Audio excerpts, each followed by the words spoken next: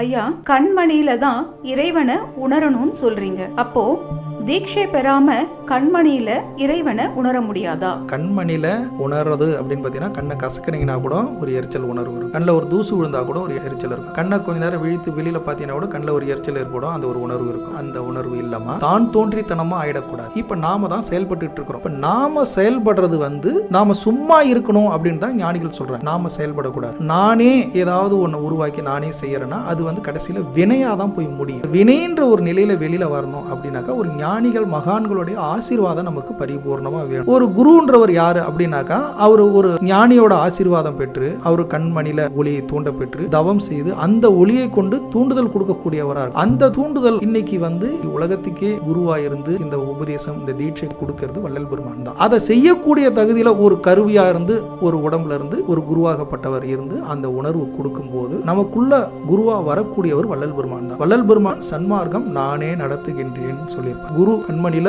உணர்வு பெற்று நாம குரு கொடுத்த உணர்வுல இருக்கும்போது முழுக்க முழுக்க நாம சும்மா இருக்கலாம். நாம எந்த வேலை செய்தாலும் குரு உணர்வோடு இருக்கும்போது எந்த ஒரு வினை பாதிப்பும் நம்மளை பாதிக்காம காப்பாத்திக்கலாம். நானே செய்யறேன் அப்படின்னாக்கா அங்க என்ன நடக்கும் கேட்டீங்கன்னா நிறைய குழப்பங்களும் சந்தேகங்களும் பயமும் தான் வரும். இதுல இருந்து நமக்கு தெளிவு கொடுக்கக்கூடியவர் தான் குரு. குருன்றவங்க யாருன்னா நமக்கு தெளிவும் பயம் இல்லாம தைரியமும் தன்னம்பிக்கையும் கொடுத்து எந்த மாயை எந்த மாதிரி வினை நம்மளை எந்த மாதிரி டிஸ்டர்ப் பண்ணணும்னு சொல்ல முடியாது. அதுல இருந்து நம்மளை காப்பாத்துறதுக்கு அவசியம் அந்த குரு மூலம் உணர்வு பெற்றால் மட்டும்தான் நம்மள இதுல பயணிக்க முடியும். அதுதான் குருவருள் ரொம்ப ரொம்ப ரொம்ப அவசியம். குருன்றது கண்ணில் இருக்கிற ஒளி பெருகி அந்த ஒளியை உணர பெற்றவர் தான். அந்த உணர்வை கொண்டு நாமளும் உணரணும். அதன் மூலம் நம்ம பயணிக்கும் போது நமக்கு எந்த வித இடையூறும் இல்லாம நம்ம இறைவன் அடையிறதுக்கு பயணிக்கலாம்.